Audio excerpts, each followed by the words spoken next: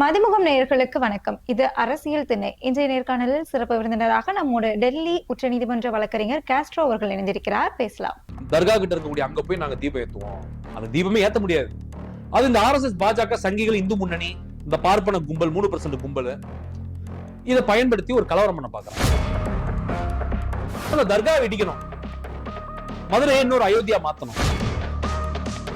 நரேந்திர மோடி அமித்ஷா சூத்திரம் தான், அவனுங்க பார்ப்பனர்களுடைய வேட்டை நாயாவும் பப்பட்டாவும் தான் இருக்கிறாங்க அதிகாரத்தில். எல்லாருமே மோடி ஆட்சி வந்ததுக்கு அப்புறம் ஆபத்துல இருக்கிறோம். இன்னைக்கு நரேந்திர மோடி அமித்ஷா என்பவர்கள் பார்ப்பன கைக்கூலிகள். பாரதிய ஜனதா கட்சி அப்படின்னு எடுத்துக்கிட்டீங்கன்னு வச்சுக்கோங்க, RSS அப்படின்னு எடுத்துக்கிட்டீங்கன்னு வச்சுக்கோங்க, அது பிராமின் ஜனதா கட்சின்னு வேணா வச்சுக்கலாம். டயா பூஸ்டர் சுகரை கண்ட்ரோல் பண்ணும், உங்க ஆரோக்கியத்தை மீட்டு தரும். சர்க்கரையை கட்டுப்படுத்துறதுக்கான எளிமையான வழிமுறை, இயற்கையான வழிமுறை. அனைத்து மருந்து கடைகளிலும் கிடைக்கும்.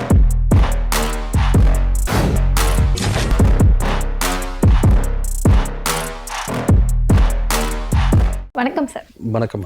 அரசியல் திண்ணை நிகழ்ச்சியில சந்தித்ததுல ரொம்ப மகிழ்ச்சி.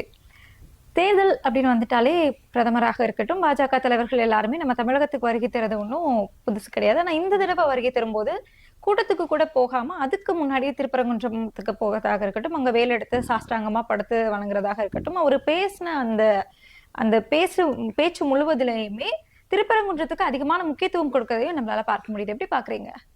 இப்ப நான் இதை பாக்குறேன்னா மேடம், தேவையில்லாத ஆணியை ஃபுல்லா புடுங்கக்கூடிய ஒரு வேலையா தான் நான் அதை பாக்குறேன்.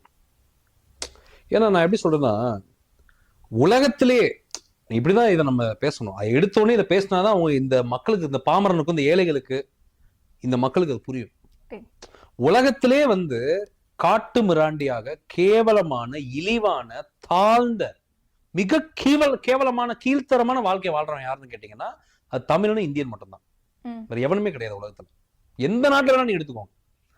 இன்னும் இந்த நவீன காலத்துல, இந்த 21ஆம் நூற்றாண்டுல, 2026ல பல்லாயிரம் கடவுள் இவனுங்களுக்கு. பல்லாயிரம் கடவுள், ஒரு கடவுள் கிடையாது. குரங்கு, நாய், பன்னி, எருமை, புலி, எலி, அது ஒவ்வொருத்தங்களோட நம்பிக்கை, பாம்பு. இது சொல்ற கேளுங்க. இப்ப என்னன்னா, நம்பிக்கைன்றது வேற. ஏன்னா உலகத்துல இந்த மாதிரி எவனும் கிடையாதா?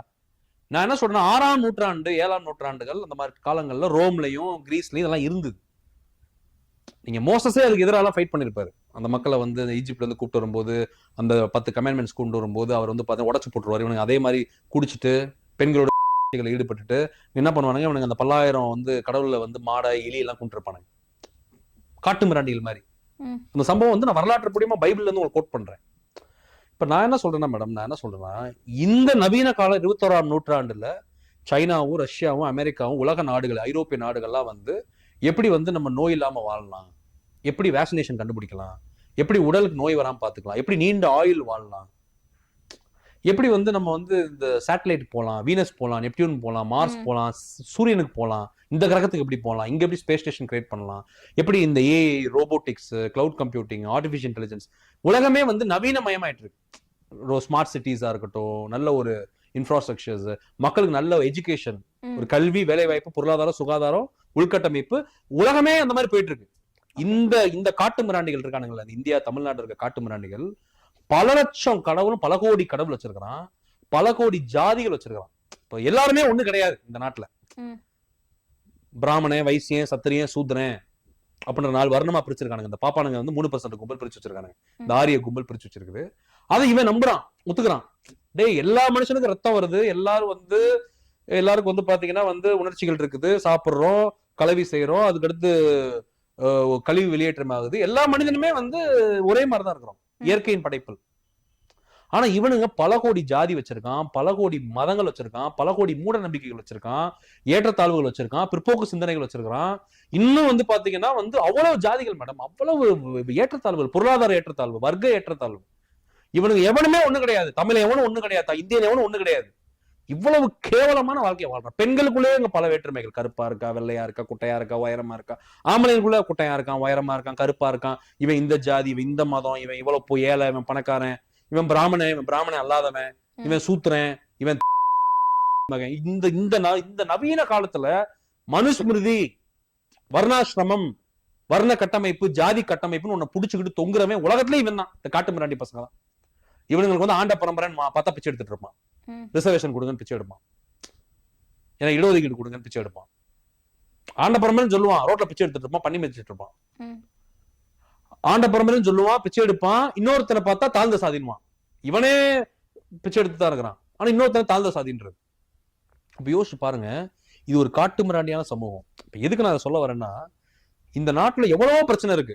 கல்வி இல்ல, வேலை வாய்ப்பு இல்ல, இடஒதுக்கீடுல பிரச்சனை பண்றானுங்க, எல்லாருக்கும் சமூக நீதி கிடையாது, சுயமரியாதை கிடையாது, மானமுள்ள வாழ்க்கை இங்க யாரும் வாழ முடியல, எல்லாரும் ஒன்னாவும் வாழ முடியல, ஒற்றுமையாவும் வாழ முடியல, காதல் திருமணம் பண்ண முடியாது, அரேஞ்ச் மேரேஜும் இங்க பண்ண முடியல. இங்க வந்து நீங்க எதுவுமே நிம்மதியா நீங்க வாழ முடியாது. நல்ல விருப்பப்பட்ட உடை அணிய முடியாது, விருப்பப்பட்ட உணவு, இப்ப ஒரு சத்துள்ள உணவு, மாட்டுக்கறி, கோழிக்கறி, ஆட்டுக்கறி, சைவ உணவு, மீன், எதனாலும் ஒரு மனுஷன் சாப்பிடலாம். நீ மாட்டுக்கறி சாப்பிட்டா தீட்டு, நீ சூத்திரன், நீ தாழ்த்தப்பட்டவன், நீ வந்து தாழ்ந்து ஒடுக்கப்பட்டவன் தான் மாட்டுக்கறி சாப்பிடுவான், மத்தவன் சாப்பிடக்கூடாது.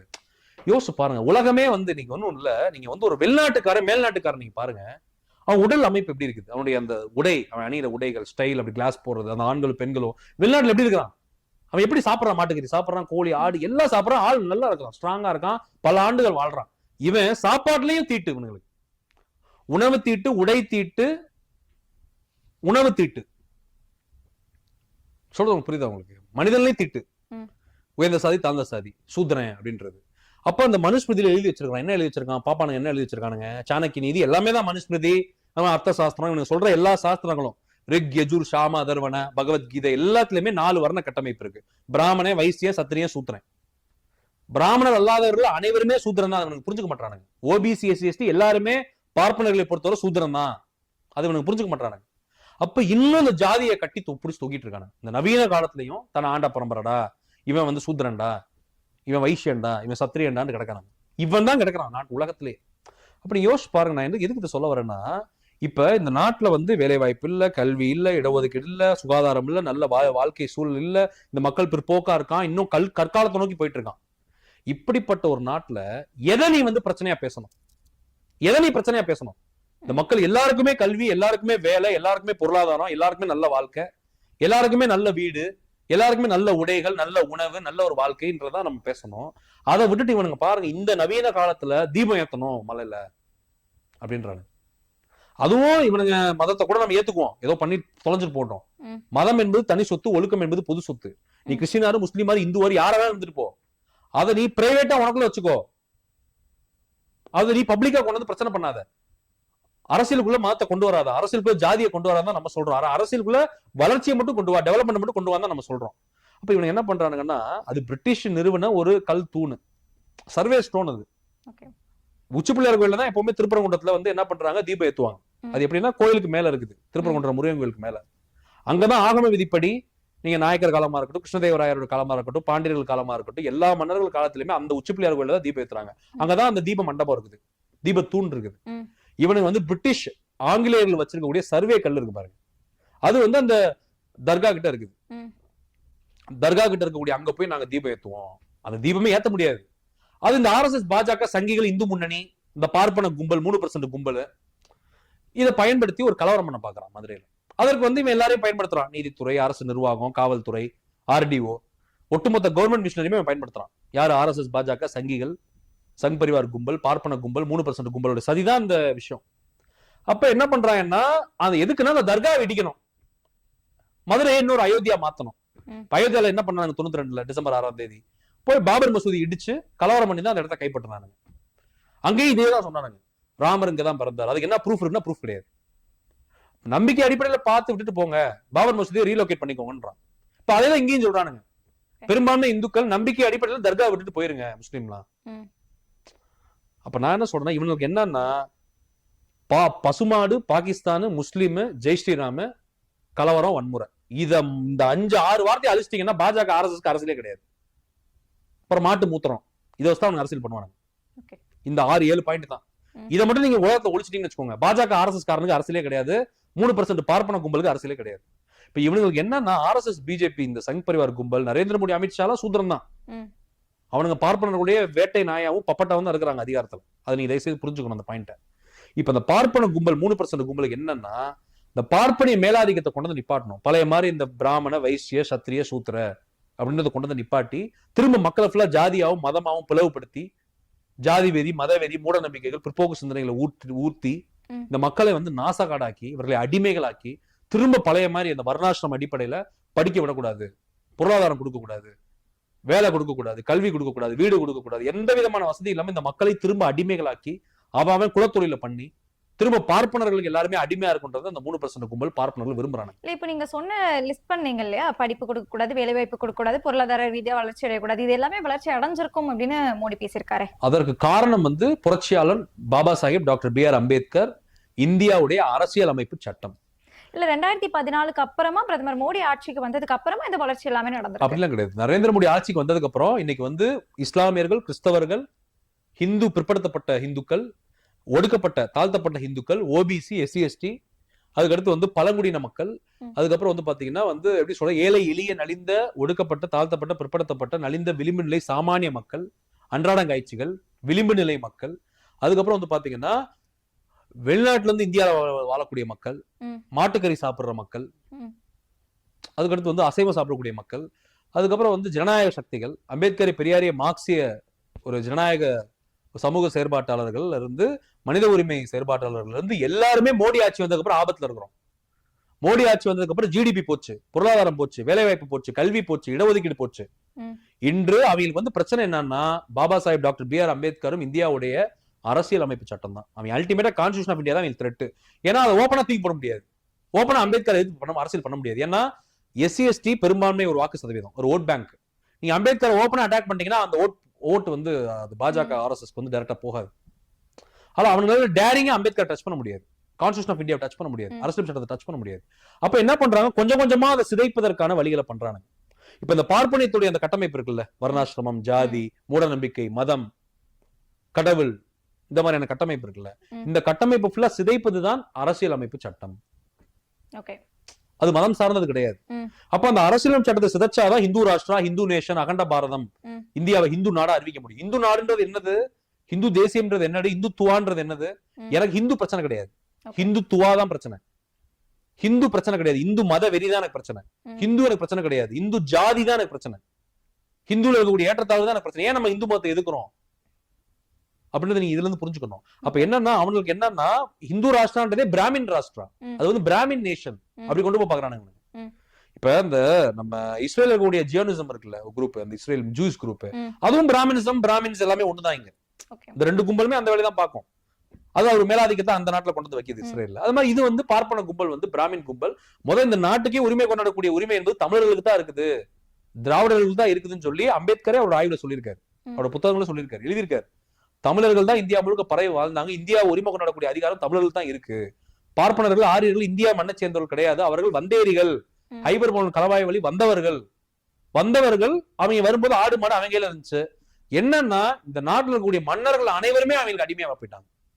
அவனுடைய அந்த அழகை பார்த்து, அந்த பெண்களுடைய அந்த கவர்ச்சியான அழகை பார்த்து, அவனோட அந்த கடவுள், மூட நம்பிக்கைகள், மந்திரங்கள், எந்திரங்கள், தந்திரங்கள், வேதங்கள், சாஸ்திரங்கள், இதிகாசங்கள், புராணங்கள், அவங்களோட இந்த வேள்விகள், இந்த அனைத்திற்குமே வந்து இந்த சேர, சோழ, பாண்டிய மன்னர்கள், இந்தியாவில இருந்த எல்லா மன்னர்களுமே வேலை போயிட்டான். அதுக்கு முன்னாடி எல்லாம் பாத்தீங்கன்னா வந்து சைவம், சமணம், சாப்தம், கௌமாரம், அதுக்கடுத்து வைணவம், இந்த மாதிரிதான் மதங்கள் இருந்திருக்குது.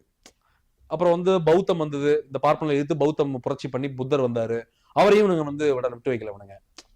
அடுத்து வந்து வள்ளலார் வந்தாரு, நந்தன் வந்தாரு, அதுக்கப்புறம் வந்து இன்னைக்கு நாராயண குருவா இருக்கட்டும், அதுக்கப்புறம் வந்து பாத்தீங்கன்னா வந்து இது எத்தனையோ புரட்சியாளர், வைகுந்தரா இருக்கட்டும், எத்தனையோ புரட்சியாளர் அவங்களை எடுத்து வந்தாரு. ஆனா அவர்களை வந்து கடுமையாக அவர்களை நிர்மூலமாக்கி 3000 ஆண்டு கால பார்ப்பனிய சதிகளையும், அந்த பார்ப்பனிய பழமைவாதங்களையும், இந்த இந்து மத புரட்டுகளையும், பொய்களையும், இந்த மாதிரி இந்த நாசகார இந்த பார்ப்பன கும்பல் இருக்குல்ல, இந்த 3% பார்ப்பன கும்பல், பிராமண கும்பலை அடித்து தம்சம் பண்ணி நிர்மூலமாக்கியது. அந்த 3000 ஆண்டுகளுக்கு அடுத்து அது பல ஆயிரம் ஆண்டுகளா இருந்த இந்த அடிமை தளத்தை வந்து உடைத்து எறிந்தது வந்து புரட்சியாளர் பாபா சாஹேப் டாக்டர் B.R. அம்பேத்கரும் தந்தை பெரியார் தான். எந்த மாற்றத்துக்கும் கிடையாது. அவங்க 2 பேர் இல்லைன்னா இன்னைக்கு தமிழை வந்து இன்னைக்கு இந்த அளவுக்கு முன்னேறி இருக்க மாட்டா, தமிழ்நாடு இந்த அளவுக்கு முன்னேறி இருக்காது, தமிழ் மொழி இந்த அளவுக்கு முன்னேறி இருக்காது, இந்தியா இந்த அளவுக்கு முன்னேறி இருக்காது. அரசியல் சாசனத்தை அழிக்கணும் அப்படிங்கறதா பாஜகவோட குறிக்கோள் அப்படின்னு பொத்தாமதுவா ஒரு குற்றச்சாட்டு எடுத்து வைக்க முடியாது இல்லையா? அதுக்கு என்ன சாட்சியம் இருக்கு? மேடம் அதான் நான் என்ன சொல்றேன்னு கேளுங்களேன். பாரதிய ஜனதா கட்சி அப்படின்னு எடுத்துக்கிட்டீங்கன்னு வச்சுக்கோங்க, RSS அப்படின்னு எடுத்துக்கிட்டீங்கன்னு வச்சுக்கோங்களேன், அது வந்து பிராமின் ஜனதா கட்சின்னு வேணா வச்சுக்கலாம், பார்ப்பன ஜனதா கட்சின்னு வேணா வச்சுக்கலாம். அந்த கட்சி பிற்படுத்தப்பட்ட பட்டியல் சமூகத்துக்கான கட்சி கிடையாது, அவர்கள் வளர்ச்சிக்கான கட்சி கிடையாது. நீங்க நல்லா ஒன்று புரிஞ்சுக்கோங்க.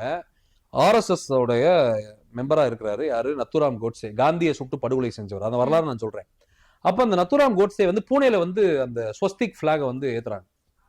முதல்ல இவனுங்களை வந்து ஹிட்லரோட கம்பேர் பண்ணக்கூடாது, நேசியோட கம்பேர் பண்ணக்கூடாது, அதை விட இவனுக்கு மோசமானவனுங்க.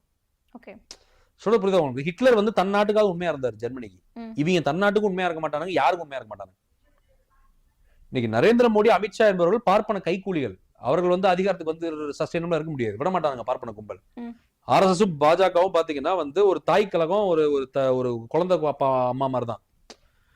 ஆர்எஸ்எஸ் உடைய பொலிட்டிக்கல் விங் தான் பிஜேபி, அதை நீங்க புரிஞ்சுக்கணும். புரியுதா உங்களுக்கு? ஆர்எஸ்எஸ் தான் ஃபுல் கண்ட்ரோல் பிஜேபி, இந்த Indian government. Modi Amit Shah just puppet, அவங்க சொல்றத வேட்டை நாய் மாதிரி எக்ஸிக்யூட் பண்ணணும், அவ்வளவுதான்.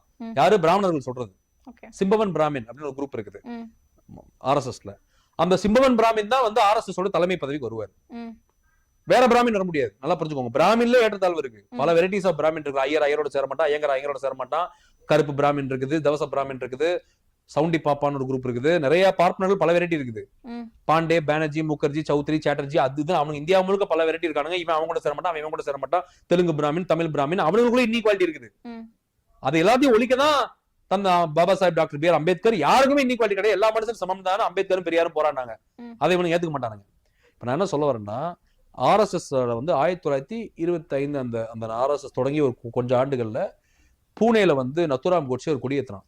ஸ்வஸ்தி கொடி ஏத்திட்டு என்ன சொல்றான்னா, நமஸ்தே சதா வத்சலே மாத்ருபூமி ஒரு பாட்டு இருக்கும், ஆர்எஸ்எஸ் பாட்டு ஒன்று இருக்கும், அவங்களுடைய ஆந்தம் மாதிரி அது. அந்த பாட்டை பாடிட்டு என்ன சொல்றான்னா, இந்த நாட்டுல வந்து பிற்படுத்தப்பட்ட பட்டியல் சமூக மக்கள் நம்ம ஒடுக்கணும், அடக்கணும். அவர்கள் பொருளாதாரம், கல்வி, வேலை வாய்ப்பு, சுகாதாரம், எந்த விதமான வாழ்க்கையில முன்னேற்றம் அடையக்கூடாது. பார்ப்பனிய மேலாதிக்கத்தை நிறுவனம், பிராமணர்களுடைய மேலாதிக்கத்தை நிறுவனம், பார்ப்பன நாடா இந்தியாவை மாத்தணும், ஹிந்து நேஷன், அகண்ட பாரத மாத்தணும், இந்து ராஷ்டிராவாக்கணும், அது பிராமின் ராஷ்டிரா அப்படின்னு சொல்லி அவன் பேசலாம், நத்துராம் கோட்சே. அப்படி நல்லா புரிஞ்சுக்கோங்க. அதே நத்துராம் கோட்சே தான் வீர சர்வார்கர் நான் சொல்ல மாட்டேன், ஏன்னா அது வந்து புல்புல் சர்வார்கர்.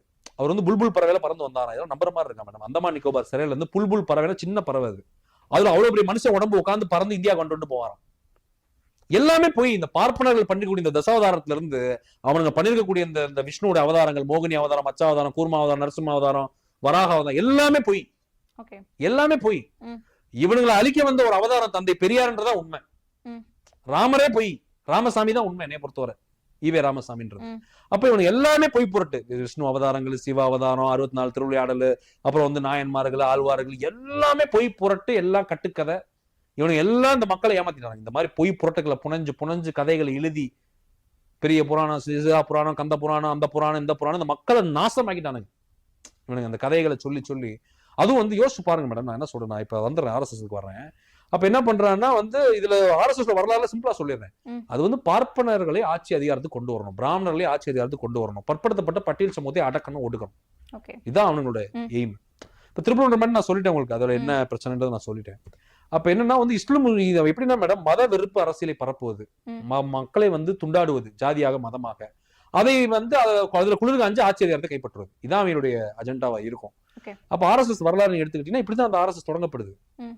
ஹெக்டேக்கர், கோவல்கர், அவங்க தலைவர்கள் நிறைய பேர் இருக்கிறாங்க, அவங்க தான் தொடங்குறாங்க 1925. 2025 வந்து 100 வருஷம் ஆச்சு.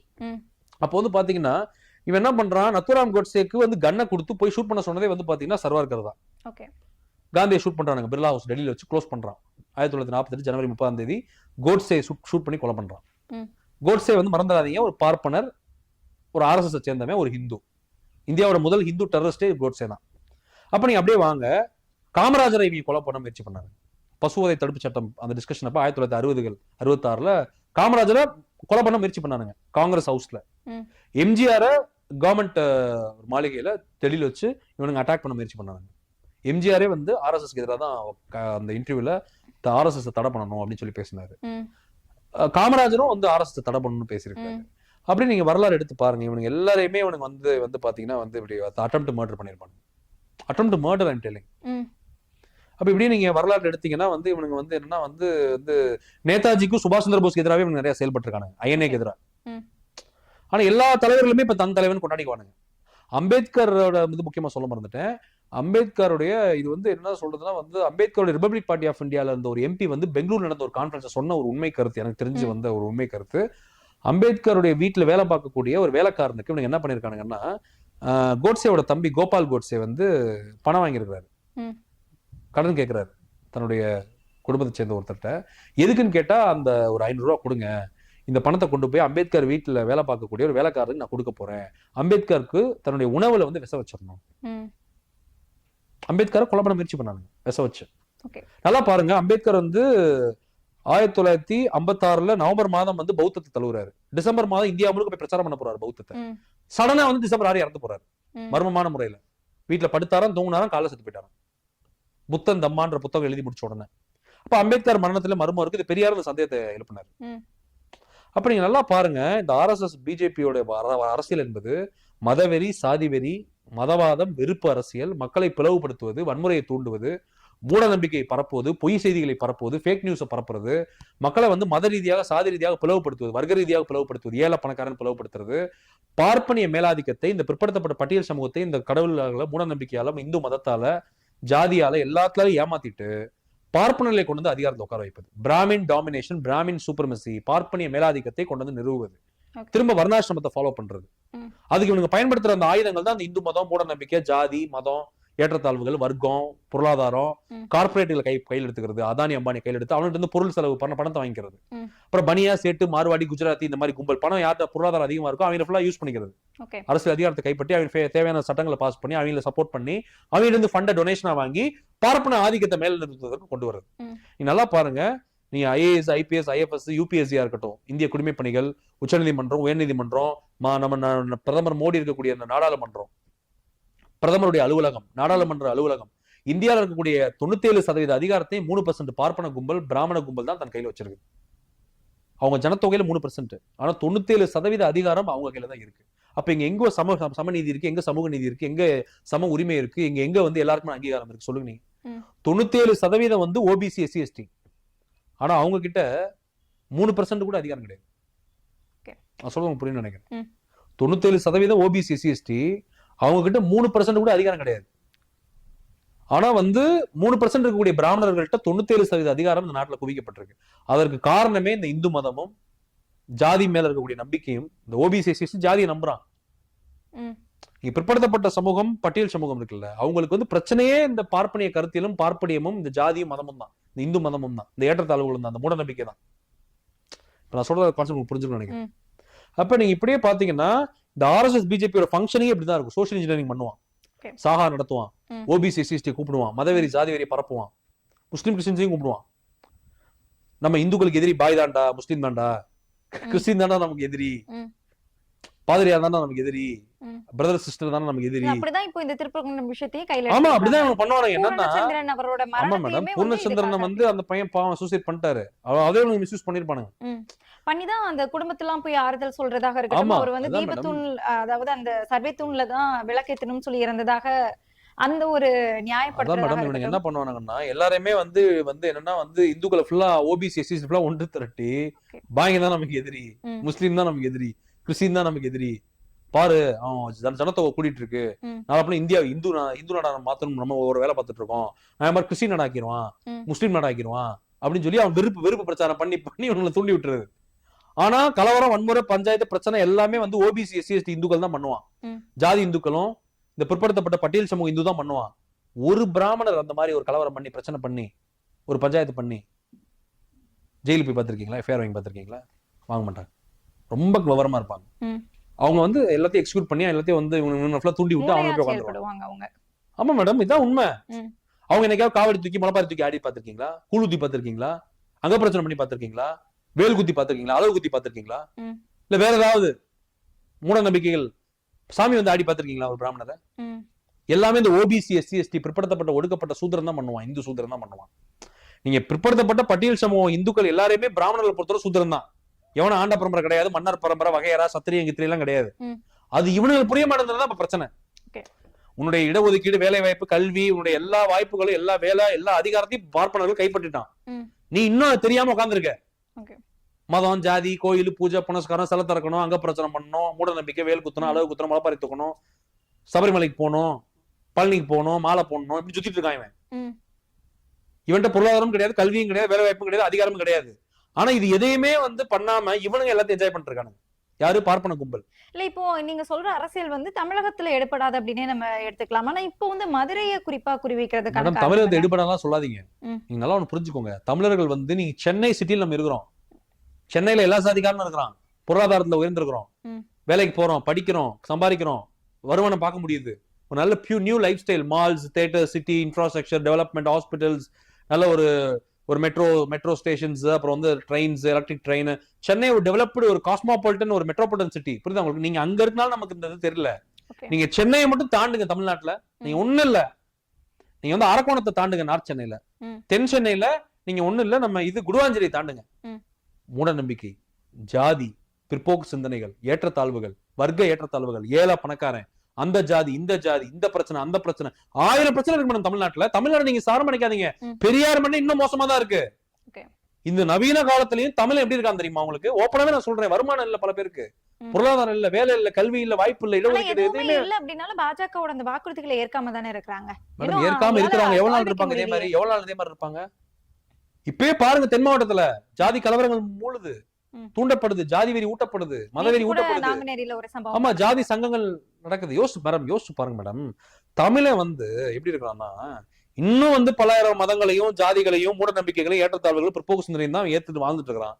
இன்னும் ஜாதி ஆணவ படுகொலை நடக்குது, ஜாதி வெறி படுகொலை நடக்குது. யோசிச்சு பாருங்க, தமிழ் சமூகத்துல இவனுக்கு வந்து பல லட்சம் கடவுள், பல லட்சம் மதங்கள், பல லட்சம் ஜாதிகள், பல லட்சம் இனங்கள், பல கோடி லட்சம் இல்ல, பல கோடி மூட நம்பிக்கையே வாழ்ந்து சாகுறான். நீங்க சொல்ற மாதிரி அந்த ஜாதிய படுகொலைகள் நடந்துட்டு இருக்கு அப்படின்னா அதை தடுக்கிறதுக்காக தமிழ்நாடு அரசு என்ன? இல்ல மேடம், தமிழ்நாடு அரசு வந்து ஆணவ படுகொலை சட்டம் இயற்ற போறாங்க. அதுக்கு முயற்சி எடுத்துதான் இருக்கிறாங்க. அது சட்டம் விரைவில் அமலுக்கு வரும். ஜஸ்டிஸ் பசீர் தலைமையில அந்த கமிட்டி போட்டிருக்காங்க, வேலை நடந்துகிட்டு இருக்குது. நான் என்ன சொல்றேன்னா, சொல்லி முடிச்சிருக்கேன். என்னன்னா, தமிழ்நாட்டை பொறுத்தவரை ஒரு காதல் திருமணம் பண்ண முடியல, அரேஞ்ச் மேரேஜ் பண்ண முடியல, விருப்பப்பட்ட ஒரு பெண்ணோட ஒருத்தன் வாழ முடியல, விருப்பப்பட்ட உடை அணிய முடியல, விருப்பப்பட்ட உணவு சாப்பிட முடியல, மாட்டுக்கறி தின்ன தீட்டுன்றான். அதுலதான் அதிகமான புரதம் கிடைக்குது, அதான் சாப்பிடணும், அது தீட்டுன்றான். ஆனா அதே மாட்டுக்கறிய வந்து எக்ஸ்போர்ட் பண்றவங்க கிட்ட இருந்து அதிகமா நிதி. அதான் மேடம், அது வந்து பாஜக பண்ணும். இதுல இருந்தே தெரிஞ்சுக்கோங்க பார்ப்பனர்கள் எவ்வளவு எப்படிப்பட்டவங்க. பாஜக அரசு மாட்டுக்கறி தின்னாதேனுவான், ஆனா உலகத்திலேயே வந்து அதிகமா மாட்டுக்கறி எக்ஸ்போர்ட் பண்ணி டொனேஷன் வாங்கி ஃபண்ட் வாங்கி தந்துறான். அப்ப நான் என்ன சொல்ல வரேன்னா, இவனுங்க ஃபுல்லா ஃப்ராட். இவனுங்க பிஜேபி அரசு, இந்த பார்ப்பன கும்பல் இருக்கானுங்களே, இவனுக்கு இந்த மக்களை வஞ்சிக்கிறார்கள், இவர்களை அழிக்கிறார்கள், இவர்களை சுரண்டி பிழைக்கிறார்கள்ன்றதான் உண்மை. இந்த கார்பரேட் கும்பல் எல்லாருமே. நான் என்ன சொல்ல வரேன்னா மேடம், இந்த தமிழை வந்து பாருங்க, இந்த நவீன காலத்துல இவன் தான் காட்டுமிராண்டி. பல கோடி கடவுள், பல கோடி ஜாதி, பல லட்சம் மூட நம்பிக்கை, பிற்போக்கு சிந்தனை, ஏற்றத்தாழ்வுகள், பூஜை புனஸ்காரம், சடங்கு, சாஸ்திரம், சம்பிரதாயம், கோத்திரம், அது இது, வாஸ்து, ஜோசியம், ஒரு கல்யாணம் பண்ண முடியல, ஒரு லவ் மேரேஜ் பண்ண முடியல, வெட்டுறான், குத்துறான், ஜாதி கலவரம், வன்முறை, அடிச்சுக்கிட்டு நாடுறான் தமிழன். மேடம், இதுக்கா பல கோடியில செலவு பண்றான் மேடம் ஒரு வருஷத்துக்கு. இவன் நல்ல ட்ரெஸ் போட மாட்டான், நல்ல வீடுல இருக்க மாட்டான், நல்லா சாப்பிட மாட்டான், நல்ல உணவு அருந்த மாட்டான், நல்ல ட்ரெஸ் போட மாட்டான், நல்ல ஒரு வாழ்க்கையை என்ஜாய் பண்ண மாட்டான். ஆனா லட்சம் கோடிகளை கொண்டு போய் கடவுள் கொட்டுவான். யாகத்துக்கு கொட்டுவான், திருப்பதியில கொட்டுவான், பழனி கொட்டுவான், சபரிமலை கொட்டுவான், அதுக்கு செலவு பண்ணுவான். அதுக்கு அவ்வளவு எனர்ஜி வேஸ்ட் பண்றான். பல நேரங்கள் விரயமாது. ஒரு மனிதனுடைய விலை மதிப்பு மிக்க ஒரு மனித ஒரு ஆற்றல்றது இந்த கடவுளாலையும், இந்த மூட நம்பிக்கையாலையும், ஜாதியாலையும், மதத்தாலையும், லட்சங்களாகவும் கோடிகளாகவும், நேரங்களும், பணங்களும், பொருள்களும், பதார்த்தங்களும், திங்ஸ் எல்லாமே வீணா இந்த நாட்டுல. அப்ப இவனுக்கு மூட நம்பிக்கையிலே, இந்த மதம் ஜாதியிலேயே இவனுக்கு வாழ்க்கை அழிஞ்சிருது. 90% பேர் வாழ்க்கை அழிஞ்சிருது. அப்ப யோசிச்சு பாருங்க, எவ்வளவு காட்டு மிராண்டி. உலகத்திலே இந்த மாதிரி எந்த நாட்டிலுமே கிடையாது மேடம் இது. அதுதான் நான் சொல்றேன், ஆர்எஸ்எஸ், பாஜக, பார்ப்பனர்கள், 3% கும்பல், பார்ப்பனிய கருத்தியல் உங்களை நாசமாக்கி கொண்டிருக்கிறான். இந்த இந்து மதத்தை வச்சுட்டு, இந்த ஜாதிகளையும் மதங்களையும், இந்த பல கோடி கடவுள்களை வச்சுக்கிட்டு இவனுக்கு வந்து இந்த மக்களை நாசமாக. யோசிச்சு பாருங்க மேடம், நான் இதை நான் ஓப்பனா சொல்றேன். யோசிச்சு பாருங்க, இவனுக்கு திருவிழாக்களை பாருங்க, காட்டுமிராண்டித்தனமான திருவிழாக்கள். எப்படின்னா, ஒரு கடவுள் வந்து எத்தனை பொண்டாட்டிட அவங்க கடவுளுக்கு, எத்தனை பொண்டாட்டி உங்க கடவுளுக்கு, பல்லாயிரம் பொண்டாட்டிகள் இவனுக்கு கடவுளுக்கு. அடுத்து வந்து பாத்தீங்கன்னா, இவனுக்கு கடவுள் பாத்தீங்கன்னா திருக்கல்யாணம், வருஷம் வருஷம் கடவுள் திருக்கல்யாணம், தினந்தோறும் முதலிரவு, தினந்தோறும் வந்து அர்த்தசாம பூஜை, அந்தரங்க ஒரு விஷயங்கள் இருக்குது இவனுக்கு கடவுள்களுக்கு. அடுத்து நேத்தான் கல்யாணம் நடக்குது, அடுத்த நாள் பார்த்தா மனைவி வேற தேர்ல போகுது, புருஷன் இன்னொரு 2 பொண்டாட்டியோட இன்னொரு தேர்ல வரான். இந்த கடவுளை பாருங்க நீ. அடுத்து இவனுங்க வந்து இன்னொன்னு என்ன பண்றாங்கன்னா, இவனுக்கு கடவுள் வந்து உற்சவத்துக்கு வர்றாராம் ஊருக்கு, திருவிழா முடிச்சு நடந்து உற்சவமா செஞ்சு காமிக்கப்படுது. கதையா சொல்லல. இவனுக்கு பெண்களை எவ்வளவு கேவலமா பாக்குறானுங்க பாருங்க. இந்த மதம் வந்து இவனுங்க கோபுரங்கள், இவனுங்களோட ஸ்கிரிப்சர்ஸ், இவங்களோட ஆர்கிடெக்சர்ல வந்து பெண்களை காம பொருளாதான் வச்சிருக்கானுங்க. பெண்களை வந்து ஒரு காம இச்சை பொருளாதான் இவங்க வச்சிருக்கானுங்க. அந்த சிலைகள் ஃபுல்லா அவ்வளவு அருவருக்கத்தக்க ஒரு ஸ்கல்ப்சர்ஸா இருக்கு. இவனுக்கு கடவுளும் பாத்தீங்கன்னா சொல்றாங்க, அது என்ன சொல்றாங்கன்னா, இப்ப சுவாமி வந்துட்டாரு, திருவிழா முடிச்சிட்டாரு, ஓய்வு வேணுமா சாமிக்கு, வீட்டுக்கு போய் அவங்க படுக்க வைக்கிறாங்க சாமி. வாயில சொல்ல ஜோடனை பண்ணி வைக்கிறான். ஒரு அறையில வந்து ஒரு மாதிரி ஒரு பெண்ணை ஜோடனை பண்ணி வைக்கிறான். ஒரு பெண்ணை இந்த கடவுள் போய் நைட் அந்த பெண்ணோட இருந்துட்டு காலைல கிளம்பி போறேன். நடக்குதான் நான் சொல்றேன் மட்டும்தான். பல ஊர்கள்ல இது வந்து ஜோடனை பண்ணி ஒரு ஒரு விழாவாவே கொண்டாடப்படுது. அப்ப பெண்களை இவனுக்கு எவ்வளவு சீப்பா நினைச்சா அவனுக்கு இந்த மாதிரிலாம் பண்ணுவாங்க. வருஷம் வருஷம் கல்யாணம், வருஷம் வருஷம் வந்து அந்த அவங்களுக்கு வந்து சீர்வரிசை, அதுக்காக எவ்வளவு பழங்கள், எவ்வளவு காய்கறிகள், எவ்வளவு பால்கள், எவ்வளவு நெய் வீணாக்கப்படுது. பல பேர் சாப்பாடு இல்லாம இருக்காங்க நாட்டுல. மேடம் யோசிச்சு பாருங்க, நீங்க இன்னொன்னு யோசிச்சு பாருங்க மேடம், எதுக்கு இந்த RSS பிஜேபி இந்த இந்து மதம் இந்த மாதிரி பார்ப்பனிய கட்டமைப்பை ஏன் நான் உடைக்கிறதுக்கு இந்த அளவுக்கு நான் பேசுறேன்னா, நல்லா யோசிச்சு பாருங்க. எப்படி சொல்றதுன்னா மேடம், இங்க வந்து பாத்தீங்கன்னா இவனுங்க தான் உலகத்திலே வந்து கல்விக்கு கடவுள் வச்சிருக்கானுங்க. ஆனா உலகத்திலே படிக்காதவனுங்க அதிகமா இருக்க நாடு இந்த நாடு தான். உலகத்திலே இவனுங்க தான் செல்வத்துக்கு ஒரு கடவுள் வச்சிருக்கானுங்க. ஆனா செல்வமே இல்லாம வறுமையில வாடக்கூடியவனுங்க இவனுங்க தான். உண்மையிலேயே இந்த கல்வி செல்வத்துக்கான கடவுள் பவரா இருந்திருந்தா இவனுக்கு எவனுமே ஏழையா இருக்க மாட்டானுங்க, எவனுமே வந்து இங்க படிப்பு இல்லாம இருக்க மாட்டானுங்க. எல்லாம் படிச்சு உலக லெவல்ல வல்லரசாகி உலகமே இவனுக்கு இருந்து பணம் வாங்கியிருக்கும். அப்ப யோசிச்சு பாருங்க, இந்த மக்களை எப்படி ஏமாற்றி இந்த பார்ப்பனர்கள் வந்து எவ்வளவு மோசமா ஏமாத்திருக்காங்க, எவ்வளவு இன்னும் ஏமாத்துறான் பாருங்க. இன்னும் வந்து பாத்தீங்கன்னா நான் அதான் சொல்லுவேன், இன்னமும் இந்த ஜாதி, மூட நம்பிக்கை, மதம், கடவுள், பூஜை, புனஸ்காரம், சடங்கு, சாஸ்திரம், சம்பிரதாயம், கோத்திரம், வாஸ்து, ஜோசியம், அப்புறம் வந்து நாடி ஜோசியம், அந்த ஜோசியம், அதுல 10-100 வெரைட்டி இருக்குது.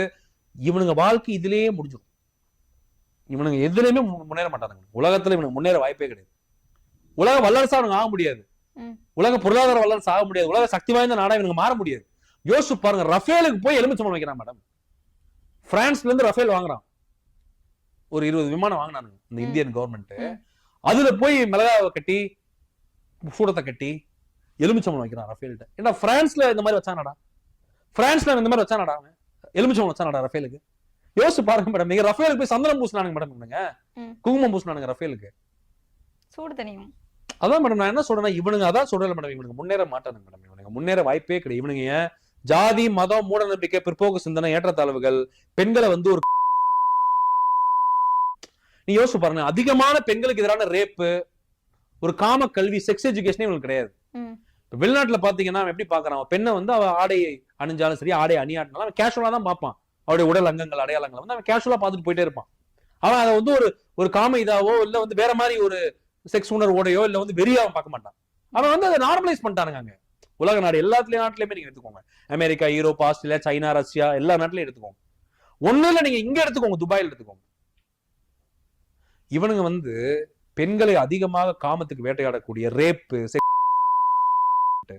ஏன் இந்தியாவில் அதிகம் நடக்குது?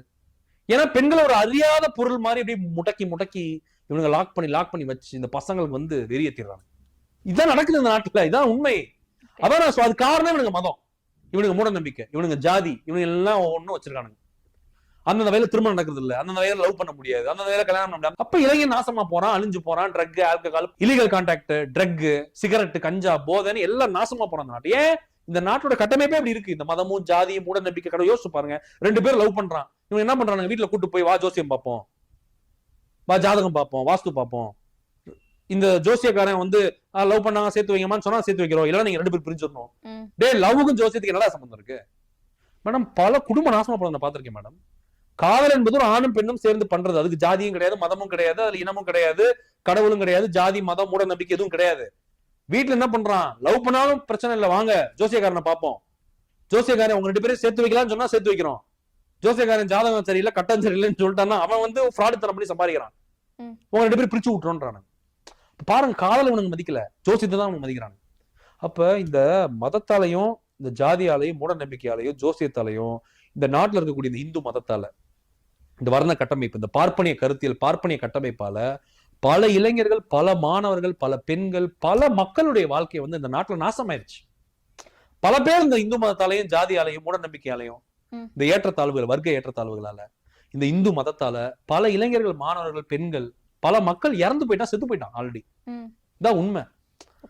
RSS பாஜக இந்த பிராமண கருத்தியல், இந்த பார்ப்பனர்களால, இந்த பிராமணிசம்ன்றதுனால கான்செப்ட்னால பலர் வாழ்க்கை இழந்துட்டான். உலகத்திலே வளர்ச்சி அடையாம இருக்கான், முன்னேறாம இருக்கான். காரணமே இதுதான். இதை வந்து தயவு செய்து மக்கள், இளைஞர்கள், மாணவர்கள் தயவு செய்து புரிஞ்சுக்கணும். நீங்க வந்து முதல் மனிதனா வாழுங்க, மூட நம்பிக்கையில அகற்றுங்க, மதவெறி சாதி வெறி வேண்டாம், நீங்க வந்து பிற்போக்கு சிந்தனைகள் வேண்டாம், இன்னும் வந்து கற்காலத்தை நோக்கி போகாதீங்க. மாடர்னா வந்து உலகமயமாற ஒரு உலகம், அது பிரைவேடைஸ்ட், லிபரலைஸ்டு, குளோபலைஸ்டு வேர்ல்டு. இது நம்ம முன்னேற்றத்தை நோக்கி தான் நம்ம போகணுமே தவிர்த்து நம்ம பின்னோக்கி நம்ம போகக்கூடாது. ஆனா நான் என்ன இது எல்லாம் சொன்ன வரேன்னா, ஜாதி வெறி, மதவெறி, மூட நம்பிக்கை, பிற்போக்கு சிந்தனைகள், ஏற்றத்தாழ்வுகள், RSS, பாஜக, பார்ப்பனிய கருத்தியல், பிராமினிசம், இவனோட அந்த அஜெண்டாஸ் இருக்குல்ல, இந்த மக்களை நாசமாக்கும். அந்த அஜெண்டாவை நீங்க ஒழிச்சு கட்டாம அதுக்கு நீங்க வந்து ஈல்டாகாம, அதை நீங்க புறக்கணிக்காமல் உங்களால் வாழ்க்கையில முன்னேறவே முடியாது. இதுதான் வந்து நான் சொல்ல வேண்டிய ஒரு கருத்து. நன்றி சார், நிறைய தகவல்களை பகிர்ந்திருந்தீங்க. நன்றி.